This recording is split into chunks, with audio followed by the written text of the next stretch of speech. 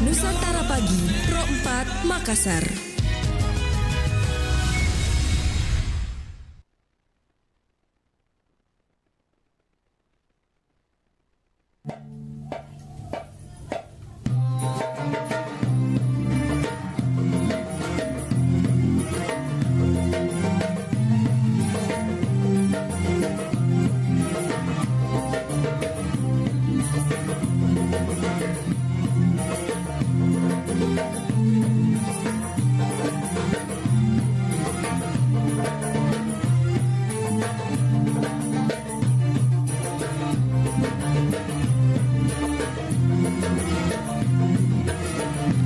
Assalamualaikum warahmatullahi wabarakatuh dan selamat pagi sahabat budaya di mana saja berada. Kita berjumpa pagi hari ini seperti biasa di Dialog Nuansa Fajar dan alhamdulillah saya sudah bersama Bapak Ustaz Dr.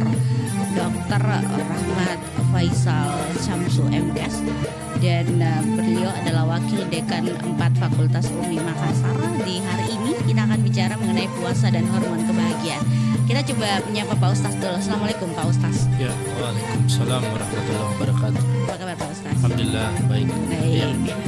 Pak Ustaz bicara tentang puasa dan hormon kebahagiaan. Sebenarnya apa yang dimaksud dengan puasa dan apa kaitannya dengan hormon kebahagiaan? Silakan. Ya, terima kasih banyak Kak. Bismillahirrahmanirrahim. Assalamualaikum warahmatullahi wabarakatuh. Alhamdulillahirabbil alamin. Allahumma shalli ala Muhammad. Ya, jadi ini kita bersyukur sudah berada di hari ke-9 ya, di bulan Ramadan. Namun biasa kita lihat ada fenomena yang menarik bahwa selalu kalau di ceramah masjid itu awal-awal Ramadan masih ramai, tapi kalau sudah masuk pertengahan apalagi di akhir sudah mulai sunyi ya. Atau ada juga fenomena menarik kalau bangun sahur, kasih bangun sahur, anak-anak itu ramai sahur petasan dikasih bunyi, tapi kalau sholat subuh hilang mereka kemana semua ini. Ini fenomena-fenomena yang menarik sehingga kami coba angkat judulin bahwa ternyata puasa sangat erat kaitannya dengan hormon kebahagiaan. Makanya ada hashtag biasa bilang jangan lupa bahagia, jangan lupa bahagia. Kenapa? Kalau orang yang lupa bahagia maka beginilah efeknya, mereka akan hangat-hangat di awal-awal saja, atau apa panas-panas tai ayam saja ya. Istilahnya Pak Ustaz di tengah-tengah akan menghilang. Ini sejalan dengan hadis Rasulullah, itu dikatakan di hadis riwayat Imam Muslim bahwa man shoma ramadana imanan wahtisaban. Jadi sampai situ saja. Hadis ini agak panjang tapi kita potong sampai situ ila akhir hadis.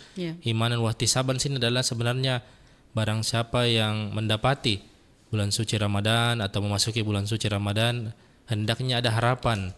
Itu wahtisaban, ada harapan, ada kebahagiaan yang harus ada dalam dirinya.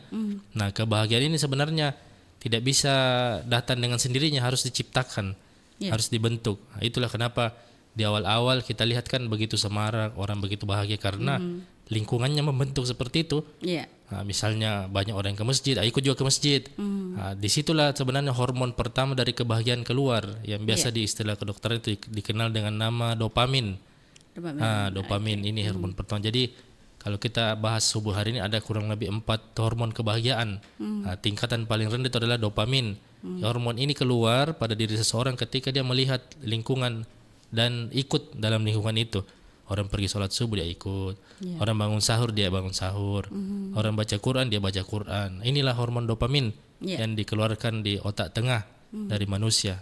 Tapi dopamin ini tidak bisa dibiarkan sendiri berjalan, karena kalau sudah hilang rasa ikut-ikutannya, dia akan kembali ke karakter dirinya sendiri. Akibatnya ketika di luar Ramadan dia malas sholat, Iya. malas mengaji, malas ke masjid, pasti dia akan kembali ke karakter itu karena dopaminnya menurun perlahan-lahan. Iya. Nanti ada hormon kedua lagi, hormon ketiga dan hormon keempat. Itu kira-kira gambaran awalnya Kak di awal ini. Iya. Oke. Baik, kita terima telepon Pak Ustaz di 0811 400 9250. Bagi yang mau mengirimkan pesan WhatsApp boleh. Saya juga terima telepon biasa di 0811 400 9250. Bagi sahabat budaya yang mau bergabung di pagi hari ini, kita bicara puasa dan hormon kebahagiaan. Tadi Pak Ustaz sudah sedikit menjabarkan bagaimana puasa dan hormon kebahagiaan yang di awal Ramadan begitu rame, di pertengahan ya sudah mulai sedikit safnya untuk datang sholat taraweh begitu. Nah di akhir-akhir katanya nanti sedikit nih banyak pulang kampung Pak Ustaz mungkin ya. Baik, di 0811 400 9250. Ai tidur kah panggil pendengar? Iya. Iya, Pak Ustaz Masih ya. mengaji, Kak, ini, Masih Mas. mengaji di masjid ya Pak Ustaz ya. Apalagi bosik ya. Iya. Oke, baik. Silakan 0811 400 9250. Biasanya ada yang bergabung ini subuh-subuh. Ada penelpon di WhatsApp kami belum? Kita coba lagi. Pak Ustaz, kalau bicara mengenai kebahagiaan sendiri, tadi Pak Ustaz bilang anak-anak juga ikut menyambut bulan suci Ramadan. Nah, kalau kita sebenarnya unsur kebahagiaannya apakah karena puasa itu datangnya setahun sekali, atau karena kebahagiaan kita melakukan rutinitas berbeda dari hari-hari yang biasanya? Ya, silakan Pak Ustaz. Betul sekali Kak. Jadi ketika Ramadan datang semuanya muncul, semua faktor-faktor itu muncul, bergabung menjadi satu. Yang pertama memang rasa rindu karena sudah 11 bulan tidak ketemu lagi. Boleh dibayangkan kalau ada tamu atau yang kita harap-harapkan setelah 11 bulan baru ketemu lagi. Jadi ada rasa bahagia. Betul. Yang kedua, lingkungan yang tadinya biasa-biasa saja akhirnya terbentuk seperti itu. Masjid sudah dihiasi, dicet-cet, lampunya diganti. Jadi terbentuklah faktor-faktor semua dari lingkungan kita. Dan kita juga mungkin bilang sudah lama ini mungkin aku tidak diganti, baju koko ada juga faktor internal dari kita. Jadi Ramadan betul-betul seperti dalil Allah dan sunnah Nabi bahwa ada imanan wahtisaban, ada harapan. Memang jadi seburuk-buruk apapun seseorang atau sepelaku dosa bagaimanapun seseorang, pasti ada rasa bahagia dalam dirinya ketika Ramadan itu tiba. Tinggal beda-beda, antara si A mungkin 10 je rasa bahagianya, si B 50, si C ada 100, bahkan ada 1000. Tapi tidak mungkin tidak ada rasa bahagia dalam diri seseorang. Karena kita lihat saja orang pergi tarawih pasti senang sekali kita rasa tarawih lagi. Atau mungkin kita balik ke masjid kiri kanan, ada orang yang tidak pernah kita lihat sudah ada di masjid. Itu kan sudah menimbulkan rasa bahagia di awal. Jadi berkah itu berkumpul menjadi satu. Tapi tadi cuma keluar hormon pertama tadi itu ya cuma keluar dopamin. Dopamin ini ada batasnya. Kalau tidak istiqomah, ini lagi hormon kedua namanya endorfin. Jadi dopamin, kemudian tingkatan kedua adalah endorfin. Inilah ketika seseorang mulai istiqamah. Jadi bukan cuma minggu pertama, hari ketiga, keempat, dia paksa terus dirinya karena samping bantuan lingkungan, dia juga terus memotivasi dalam dirinya karena dalam diri seseorang itu ada self motivation. Nah, ini juga beda-beda masing-masing setiap orang. Kalau tidak dipaksa maka endorfin ini tidak keluar. Jadi kita harus memaksa memang diri kita. Nanti ada tingkatan ketiga namanya serotonin. Hormon kebahagiaan ketiga itu adalah serotonin. Ini yang akan memaksa nanti kita untuk menikmati. Jadi bukan lagi sekedar istiqomah. Jadi kita sudah menikmati. Itulah kenapa ketika ada orang berdoa dia menangis, dia baca Al-Quran, tenang sekali perasaannya, bahagia. Dia pergi sholat subuh biar hujan-hujan keras, ada payung kan, kalau biar bagaimana jauhnya masjid, tapi kalau orang sudah bahagia pasti ada saja solusi. Pakai payung, jaket, kan cuma perjalanan biasa saja ini. Tapi kalau dia tidak bahagia, dia pasti di rumah hujan dingin ini, dingin ya, apalagi ada datang lagi hatinya bisa ada pencuri nanti buka pagar, ada semua alasan muncul. Tapi atau kalau pencuri hadang di jalan, pencuri hadang di jalan, tapi kalau sudah terbentuk tadi serotonin, dia sudah menikmati rasa bahagia itu, bukan lagi sekedar ikut-ikutan, bukan lagi sekedar rutinitas yang rutin, tapi sudah menikmati rasa itu, maka keluar hormon ketiga itu, serotonin. Yang paling tinggi ini yang terakhir, oksitosin. Jadi kalau kita bisa singkat, singkatannya DESO. Kan ada biasa bilang wong deso, ini singkatannya DESO, dopamin, dopamin tadi, endorfin, kemudian serotonin dan oksitosin. Jadi DESO. Ini oksitosin tingkatan paling tinggi. Jadi rasa bahagia dalam diri seseorang itu sudah terformat. Misalnya azan subuh tidak dikasih bangun lagi, langsung tiba-tiba kan orang bangun atau sholat tahajud tidak dikasih bangun lagi. Jam 4 terbangun sendiri. Nah, inilah oksitosin yang dirasakan sebenarnya oleh para pejuang-pejuang kita terdahulu, para nabi, para sahabat, karena dia mengorbankan segalanya untuk agama ini. Iya. Kalau tidak dikorbankan pasti tidak sampai ajaran itu ke kita sekarang. Ya, bagaimana ada satu contoh menarik, Kak, itu di zaman Nabi ada sahabat tertusuk panah kakinya ketika perang. Tertusuk panah kakinya, kemudian dia bilang jangan dulu cabut sekarang karena sakit pasti. Karena kadang mau dicabut, tapi nanti cabut kalau ketika saya sedang sholat. Nah, akibatnya apa? Sholatlah dia, Allahu Akbar. Sampai ujung terakhir salam kiri kanan, dia balik ke temannya. Saya kan bilang kalau saya sedang sholat tolong dicabut panahnya. Nah, temannya bilang, ya sudah saya cabut tadi. Begitu, karena dia tidak rasa lagi panah itu, karena oksitosin, hormon kebahagiaan, sudah memeluk semua rasa sakit yang ada dalam dirinya. Jadi bayangkan, panas saja tidak dirasa ditarik, apalagi masalah-masalah mungkin gosip-gosip sederhana sekali, lebih berat lagi oksitosin memeluk itu. Apalagi kalau cerita-cerita orang sederhana sekali, panas saja tidak dirasa, apalagi hal-hal sepele seperti itu. Jadi tingkatan oksitosin memang susah kita dapatkan, tapi bukan berarti tidak mungkin. Itu juga sebenarnya kalau kita belokkan, itu yang dirasakan oleh seorang ibu ketika melahirkan. Bayangkan, kita lihat kalau mohon maaf bahasa kedokteran, alat kelamin perempuan itu sempitnya sesempit apapun, tapi bisa keluar seorang bayi. Betul. Bagaimana sakitnya itu kita bayangkan. Tapi ibu kan, inilah yang saya tunggu 9 bulan, inilah yang anak-anak yang saya harapkan. Akhirnya keluar karena oksitosin. Bahkan ada di produksi di kedokteran itu suntik oksitosin. Ketika anak itu baru lahir, ada kan biasa disuntik di pahanya, di bokong kiri, bokong kanan. Itulah oksitosin yang dibuat dalam istilah medis, yang itulah hormon tingkatan tertinggi kebahagiaan. Iya. Pak Ustaz, kan biasa tuh kita sakit. Biasa kan dokternya bilang jangan berpikir banyak, Budi. Betul. Karena saya tidak tahu apa motivasi yang diberikan dokter itu agar supaya pasien itu cepat sembuh, begitu Pak Ustaz. Apakah itu juga berpengaruh dengan kebahagiaan itu sendiri? Betul. Jadi yang itu namanya motivasi eksternal dari seorang, itu bisa memacu kita terbentuk tadi hormon tingkatan paling rendah itu, dopamin. Jadi ketika kita datang ke dokter, makanya biasa ada pasien belum datang nggak ke dokter, baru kubayangkan wajahnya agak kurang-kurang penyakitku kurasa. Apalagi kalau sudah masuk di ruangannya berkurang setengah. Jadi itu adalah hormon dopamin yang terbentuk karena dia memotivasi dirinya sendiri, membentuk lingkungan dalam dirinya sendiri, membentuk sugesti dalam diri sendiri, maka terbentuklah dopamin itu. Tapi sekali lagi sifatnya terbatas. Sampai kapan dia ketemu dengan dokternya, sampai kapan dia harus ke rumah sakit terus, harusnya ditingkatkan menjadi endorfin tadi, supaya istiqamah bahwa dokternya ini kan terbatas, tidak setiap hari saya temui. Ternyata ada Allah yang terus bersama saya, meskipun kita tidak lihat Allah, tapi kan ada perasaan dalam diri kita. Makanya ketika Nabi bertanya, bagaimana kalau ada hamba-hambamu yang Allah bertanya tentang engkau? Allah mengatakan, wa idza za'alaka ibadi anni fa inni qarib. Katakan kepada mereka Muhammad, aku dekat, aku begitu dekat. Jadi aku lebih dekat dari urat nadi lehernya sendiri. Endorfin keluar. Karena dokternya bersifat terbatas. Obatnya kalau habis terbatas juga. Rumah sakitnya juga terbatas juga. Tapi Allah tidak terbatas. Dimanapun berada selalu Allah. Jadi endorfin naik lagi, tingkatan lagi, serotonin lagi. Akhirnya pada ujungnya kembali ke oksitosin tadi yang paling tinggi itu. Itu. Tapi kan kita ini bukan nabi, bukan juga sahabat, otomatis speedometernya naik turun. Hari ini oksitosin keluar, besok 0 lagi. Naik turun. Hal itu normal, sesuatu hal yang fitrah. Iya, baik Pak Ustadz, kita coba lagi mengajak pendengar kita di 0811 400 9250. Bagi sahabat budaya yang ingin bergabung, boleh langsung bergabung di pagi hari ini. Kita bicara tentang puasa dan hormon kebahagiaan. Ya itu tadi, kalau kita puasa biasanya tuh baca-baca di suku Bugis Makassar ya, atau di Sulawesi Selatan.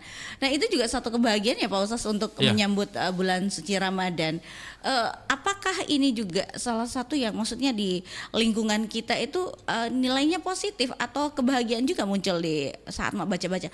Itu sibuk Pak Ustaz biasa, Pak besoknya mau puasa, sorenya pergi ke pasar, Iya. paginya pergi ke pasar, siap-siapkan untuk mak baca-bacanya. Iya. Itu juga bisa dilakukan Pak Ustaz untuk Iya. membangkitkan kebahagiaan itu. Iya, terlepas dari hukum Islamnya bagaimana, Iya. tapi budaya itu menimbulkan rasa bahagia pada diri seseorang. Baca-baca, bikin makanan khas yang baru dilihat setahun sekali, Iya. atau biasa mau ada cara-cara besar baru dilakukan. Nah, itu adalah tadi dopamin itu terbentuk karena ada faktor lingkungan tadi. Jadi biar capek pasti tidak terlalu terasa karena nuansanya terbentuk. Muncul keluarga tak yang sudah lama dari kampung datang kembali, atau kita yang dari kota pergi ke kampung, kan biasa begitu. Iya. Puasa pertama ini pulang ke dulu di kampung. Iya, betul. Ada ini makanannya mama yang tidak pernah kita makan, ada jadi kampung saja cuma adanya ya. Pulang. Jadi motivasi itu dopamin yang keluar. Jadi terbentuk juga hormon kebahagiaan. Iya, Tapi sekali lagi itu terbatas. Karena kalau pulang kembali ke kota tidak ketemu lagi masakan itu. Iya, Jadi iya. memang harus terus ditingkatkan hormon kebahagiaan tersebut sampai ke tadi level oksitosin itu Iya. paling tinggi ya. Oke, Pak Ustaz, sebenarnya apa tips ya untuk membuat kita selalu bahagia dengan puasa yang ada atau yang kita jalani? Ya biasanya kan kalau di hari-hari biasa perempuan ya, Iya. kita tidak pungkiri atau Pak Ustaz dia pasti mengalami menstruasi. Ya. Biasa kutu-kutu mi puasa kalau habis mi haid begitu. Iya. Ini apa yang perlu untuk dilakukan, apalagi kalau kita hormonnya itu sudah kurang begitu, kebahagiaan itu kurang, dari haid mak lagi sedang, Iya. puasa balik lagi, nanti ganti puasa aja itu agak Iya, berat iya. sedikit sih Pak Ustaz. Nah sebenarnya apa tipsnya itu Pak Iya. Ustaz untuk menggali agar puasa itu tetap jalan dengan Iya. kebahagiaan itu sendiri? Ya, jadi betul sekali Kak, untuk kaum hawa ini memang punya tantangan tersendiri dalam berpuasa karena ketika dia sudah mulai dapat hormon kebahagiaan level menengah atau bahkan tertinggi, tiba-tiba Iya. datang tamunya. Nah, itu kan juga yang keluar hormon di situ, ada estrogen, progesteron yang berperan. Tiba-tiba dia kayak balapan ini mau masuk pit stop, jadi ganti ban dulu. Nah, ini dari pit stop masuk kembali ke arena, ada rasa berat. Itu Iya. yang dikatakan dalam psikologi adalah habit atau kebiasaan. Jadi tadinya kebiasaannya kasihan lagi ya katanya kebiasaannya. Iya, Kasihan Pak sudah Ustaz. bagus 7 hari Ramadan sudah semangat, tapi tiba-tiba harus masuk pit stop. Otomatis terhenti mungkin 4-5 hari ya. Iya, Pak Harus pit stop. Untuk kembali ke situ harus dengan kebiasaan awal lagi. Diulang lagi. Iya. Jadi memang tantangannya itu berat. Jadi untuk mengubah kebiasaan dengan kebiasaan juga harus kembali ke arena, kembali meskipun harus mulai dari nol, Iya. tapi kembali lagi. Makanya para ulama bilang Iya. jangan menyembah Allah cuma di Ramadan saja, karena bulannya Allah ada 12. Jadi jangan menjadi umat atau hamba Ramadiun. Jadilah juga hamba di Muharram, Safar, Rabiul Awal, supaya kita ini tidak tobat kumat, apakah tomat namanya? Iya. Tobat kumat. Padahal Allah ada di setiap bulan. Nah, ini sebenarnya center pointnya bahwa Allah ada di semua bulan.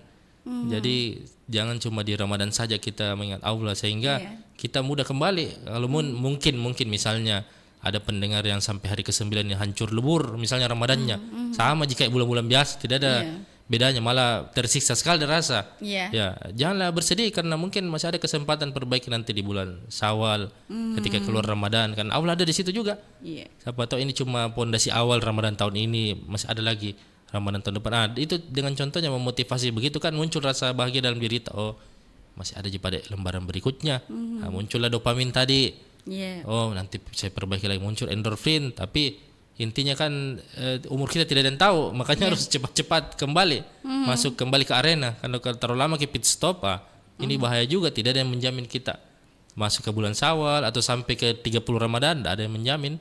Jadi mengubah kebiasaan harus juga dengan kebiasaan untuk dari pit stop kembali ke arena kembali. Harus dipaksa memang diri tak. Harus kita paksa Iya ya. Pak Ustaz. Oke. Baik, masih ada yang mau bergabung, boleh langsung bergabung sahabat budaya 0811 400 9250. Kayaknya penelpon saya tidak ada di Pak Ustaz, belum ada ini Pak Ustaz telepon kami di pagi hari ini. Bicara tentang puasa lagi nih Pak Ustaz, masih beberapa menit lagi nih. Pak Ustaz, kalau puasa itu kan ya tadi identik dengan kita berbeda lah kebiasaan role kehidupan kita. Kita harus bangun subuh untuk memasak, apalagi perempuan nih Pak Ustaz ya. Itu juga salah satu tantangan nih. Sebenarnya apa sih Pak Ustaz yang perlu kita lakukan untuk wanita itu harus siap dalam segala hal atau lini. Apa yang perlu dilakukan supaya bahagia bangun bikin makan sahur nih untuk keluarganya, Pak Ustaz? Betul. Ya. Silakan Pak Ustaz. Tipsnya apa nih Pak Ustaz? Jadi kadar hormon kesensitivitasan ini perempuan memang lebih tinggi dibanding laki-laki. Makanya mudah sekali tersinggung. Tapi mudah sekali juga termotivasi. Kalau diberi motivasi, ya makanya ini pesan untuk juga para suami dari eksternal dari eksternal ini.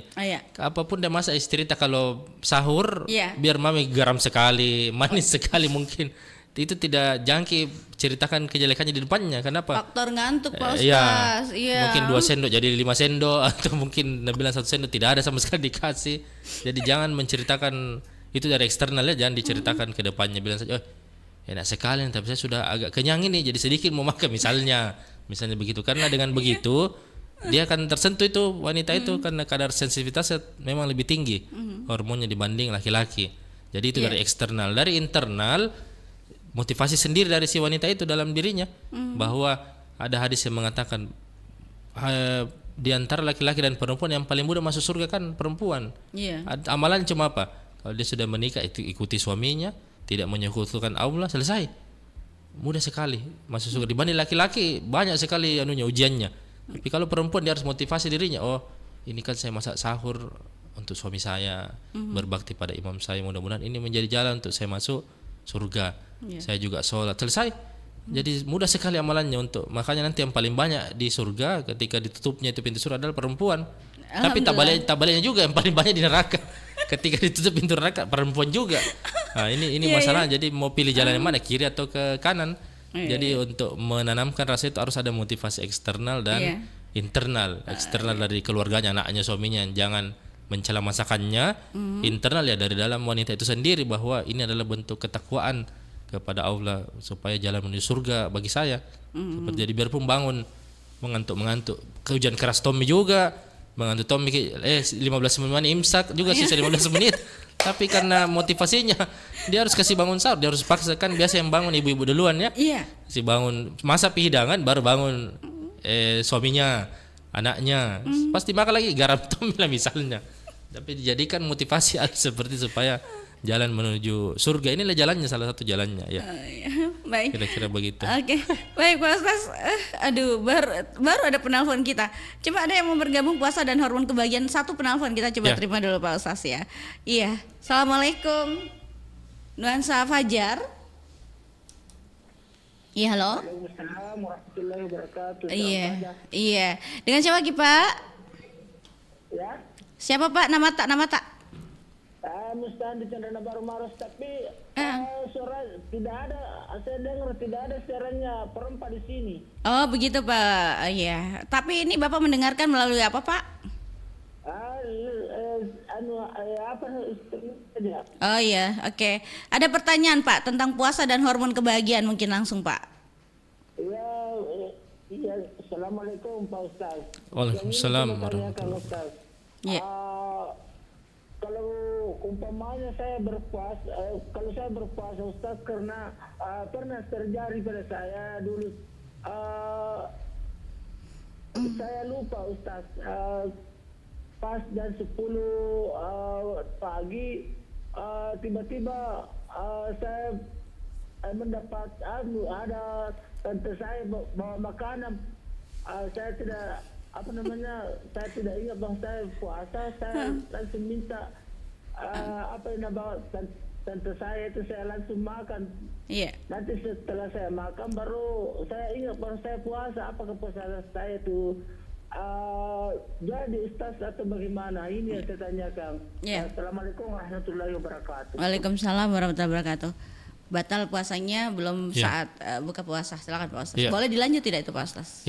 Boleh. Silakan. Jadi ini menarik sekali. Biasa juga banyak seperti terjadi di masyarakat kita, namanya bonus atau jackpot ya, karena ini terjadi di luar prediksi BMKG. Di luar nurul atau kalau kekinian, karena tidak disangka-sangka datang. Kalau kita bawa makanan, kita tidak tahu, ini lupa. Apalagi mungkin kalau sudah berumur orang tua sedang berpuasa, ternyata ini bulan Ramadan makan. Ini tidak ada masalah di situ. Jadi jumhur ulama sepakat 4 mazhab ketika seseorang lupa maka tidak ada masalah di situ, tidak ada hukum berlaku baginya, tetap boleh melanjutkan puasa. Tapi lupanya itu ada juga warning atau ada alarm. Lupanya itu ketika sudah makan di mulutnya tiba-tiba sudah puasa kan, jangan dilanjutkan, harusnya dikeluarkan dari mulut itu, jangan ditelan lagi. Misalnya di mulut sudah ada makanan kue itu tadi, Ramadan ini tak kalah di mulut kunyah, nah makan, nah tambah lagi air minum 1 gelas ini batal kalau begini modelnya. Jadi lupa itu dalam jumhur ulama mengatakan bahwa ketika dia ingat dia harus kembali ke track tadi, jangan melanjutkan makanan itu ya. Karena biasa kadang tak kalah bahasa minum dulu sedikit lupa, ini batal, sudah nasami batal, ini sudah pasti batal.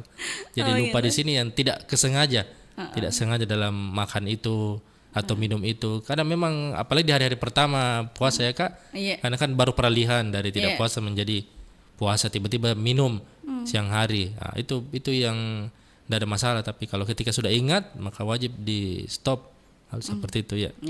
Oke Pak Ustaz, yang terakhir mungkin closing statement kita di topik hari ini, puasa dan hormon kebahagiaan. 1 menit mungkin, silakan Pak Ustaz. Terima kasih Kak. Jadi ini singkatan dari hormon kebahagiaan adalah tadi DESO. DESO supaya mudah diingat. Jadi ada hormon pertama namanya dopamin. Dopamin ini terbentuk ketika seseorang muncul motivasi dari luar ataupun dari dalam dirinya. Dia melihat hal-hal kebiasaan atau rutinitas muncul, seperti orang pergi tarawih, orang bangun sahur, baca Quran, muncul juga keinginan dalam dirinya ingin seperti itu. Itulah dopamin. Tapi ingat, dopamin ini bersifat terbatas, artinya ada expire-nya. Ketika dia expire kita harus tingkatkan menjadi endorfin. Endorfin ini tidak cukup rutinitas tapi muncul rasa nyaman. Mulai rasa nyaman 3 hari, enak ya ternyata begini, dia menikmati rutinitas itu. Jadi endorfin. Tapi endorfin ini juga sifatnya terbatas, makanya harus ditingkatkan menjadi serotonin. Serotonin ini sudah bukan lagi rutinitas, bukan lagi menikmati, tapi menjadi autopilot. Tanpa diingatkan terbangun jam 4 subuh, tanpa diingatkan baca Quran, tanpa diingatkan sholat. Gelisah dia kalau sudah azan tidak bergerak. Gelisah dia kalau sudah ada jam 4 tidak pergi sholat tahajud, gelisah. Tapi ini juga bersifat terbatas. Makanya tingkatkan kembali ke tingkat level paling tinggi, itulah oksitosin. Oksitosin ini betul-betul sudah autopilot sekali dalam diri seseorang, bukan lagi rutinitas, bukan lagi continue, bukan lagi sekedar menikmati, tapi sudah mendekati level itu yang dirasakan para nabi, para ulama. Dia sudah mulai mengeluarkan pengorbanan untuk mendapatkan itu, seperti tadi, biar hujan badai atau apa, dia tetap jalan ke masjid. Biar sahur mengantuk sekali, baru 1 jam tidurnya, dia tetap bangun, kan ada keberkahan di situ. Bahkan ada orang yang biar sakit, kalau sakitnya dia bilang biasa, flu biasa aja, bisa aja puasin. Itulah level kebahagiaan tertinggi. Karena kenapa? Dia dekat dengan Tuhannya. Jadi inti dari hormon kebahagiaan ini dalam bulan Ramadan, karena seseorang dekat dengan Tuhan. Lingkungan mendukung, karena memang kan setan-setan iblis dibelenggu. Dalam diri kita juga mendukung. Jadi deso tadi mudah-mudahan bisa dijaga. Dan yang perlu kami tekankan terakhir, deso ini bukan cuma ada di bulan Ramadan. Deso ini ada juga di bulan Ramadan, di luar bulan Ramadan, karena Allah juga ada di luar bulan Ramadan. Jadi tetap kita bisa pupuk iman kita, akan naik turun, tapi tetaplah terlalu dipupuk dopamin, endorfin, tadi serotonin dan oksitosin terakhir. Kira-kira begitu Kak. Baik, terima kasih Pak Ustaz sudah hadir bersama kami di Dialog Nuansa Fajar pagi hari ini, puasa dan hormon kebahagiaan. Mudah-mudahan acara ini ada manfaatnya untuk kita, apalagi di bulan suci Ramadan ini. Sampai jumpa Pak Ustaz, sukses untuk aktivitasnya, selamat menjalankan ibadah puasa. Assalamualaikum warahmatullahi wabarakatuh. Waalaikumsalam warahmatullahi wabarakatuh.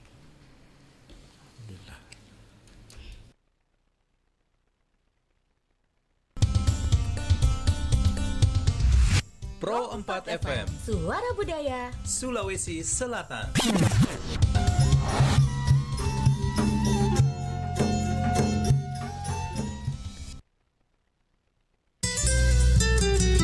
Sebagaimana bahwa setiap manusia ketika memejamkan kedua matanya, maka dia tidak akan bisa melihat sesuatu pun, sekalipun dia tidak buta. Demikian pula halnya dengan kalbu yang tertutup oleh kerak-kerak dosa, yang menjadikannya tidak lagi dapat memandang kebenaran.